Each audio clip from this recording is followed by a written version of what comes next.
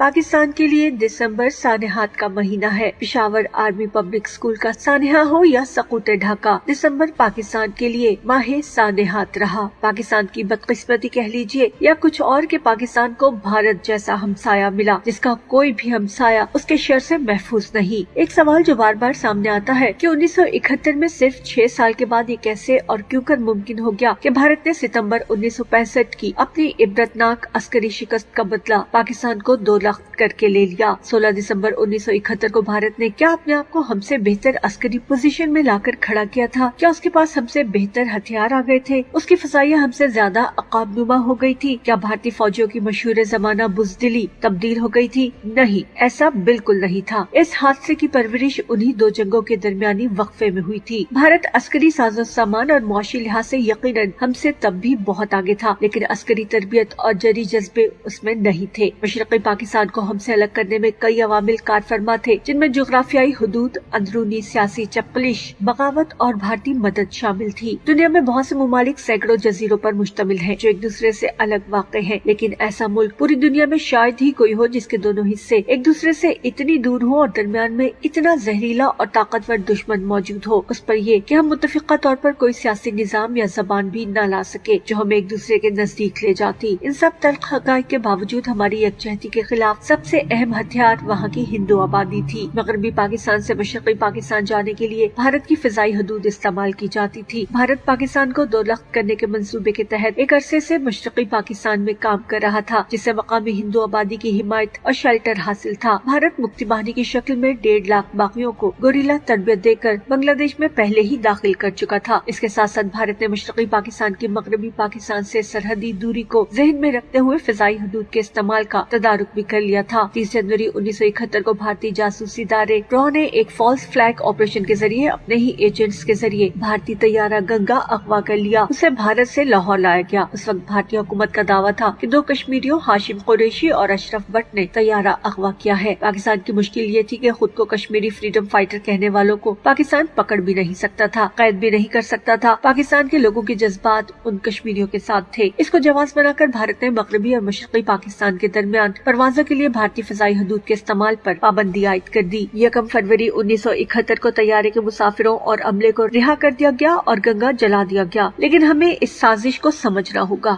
گنگا طیارے کی high jacking میں جو طیارہ استعمال کیا گیا تھا وہ گنگا اپنی میعاد پوری کر چکا تھا۔ اسے اغوا سے چند دن پہلے ہی دوبارہ فضائی سفر کے لیے استعمال کیا جانے لگا تھا۔ اس سے پہلے اس کے پرانے ہونے کی وجہ سے اس کی پروازیں روک دی گئی تھی۔ گنگا ہائی جیکنگ کے متعلق انڈیا کی خفیہ ایجنسی رو کے بانی ممبر اور رو کے انسداد دہشت گردی ڈویژن کے سابق سربراہ بی رومن نے اپنی یادداشتوں پر مبنی کتاب دی کاؤبوائے آف رو ڈان میموری لین میں کافی تفصیل سے خود ہی لکھ دیا کہ مشرقی پاکستان کی مدد کے لیے جو خفیہ آپریشن کیا گیا تھا وہ گنگا ہائی جیکنگ کا منصوبہ تھا، جسے کامیابی سے انجام دیا گیا۔ اس وقت کی فوجی حکومت نے گنگا ہائی جیکنگ کے پیچھے چھپے محرکات کا پتہ چلانے کے لیے ایک رکنی کمیشن تشکیل دیا، جس کی سربراہی سندھ ہائی کورٹ کے جج جسٹس نور العارفین کو سونپی گئی۔ کمیشن نے چند دنوں کی انکوائری کے بعد رپورٹ میں لکھا کہ گنگا ہائی جیکنگ بنیادی طور پر انڈیا کی سازش تھی اور ہاشم قریشی انڈین ایجنٹ تھے جنہیں اس واردات کو انجام دینے کے لیے بی ایس ایف میں بھرتی کیا گیا تھا۔ کمیشن کے مطابق یہ سارا کچھ پاکستان پر پابندی لگوانے کے لیے کیا گیا تاکہ مشرقی پاکستان میں جاری شورش پر قابو پانے میں مشکلات رہیں۔ ادھر مشرقی پاکستان میں سیاسی چپقلش عروج پر پہنچ چکی تھی، جس کو مکتی باہنی کے کور میں موجود بھارتی فوجیوں نے پرتشدد کارروائیوں میں تبدیل کر دیا تھا، جبکہ پاکستانی پروازوں پر بھارت کی جانب سے پابندی نے اس شورش سے نپٹنے کے لیے نمایاں منفی اثرات مرتب کیے۔ مشرقی پاکستان میں پہلے پاکستانی افواج کی تعداد 20,000 تھی، جو دسمبر میں بڑھا کر 36,000 کر دی گئی۔ 7 مارچ 1971 سے 16 دسمبر 1971 تک پاکستانی فوجی مسلسل مکتی باہنی سے نبرد آزما رہے، جو قابل ستائش بھی ہے اور باب شجاعت بھی۔ اور پھر انہی چند ہزار جوانوں نے 26 دنوں تک 21 نومبر سے 15 دسمبر 1971 تک بھارت کی 5 لاکھ عددی اعتبار سے برتر فوج کو روکے رکھا۔ بھارت کی بارڈر سیکیورٹی فورس کی تقریباً 88 بٹالین، جن کی تعداد تقریباً 83,000 افراد پر مشتمل تھی، وہ بھی پاکستانی افواج کے خلاف جارحیت میں پیش تھی۔ 1.5 لاکھ مکتی باہنی کے گوریلے غیر بنگالیوں کو چن چن کر قتل کر رہے تھے۔ ان سب مشکلات کے باوجود پاکستانی فوج شیروں کی طرح لڑی۔ بقول بھارتی فیلڈ مارشل مانک شاہ، پاکستانی فوج 9 ماہ مسلسل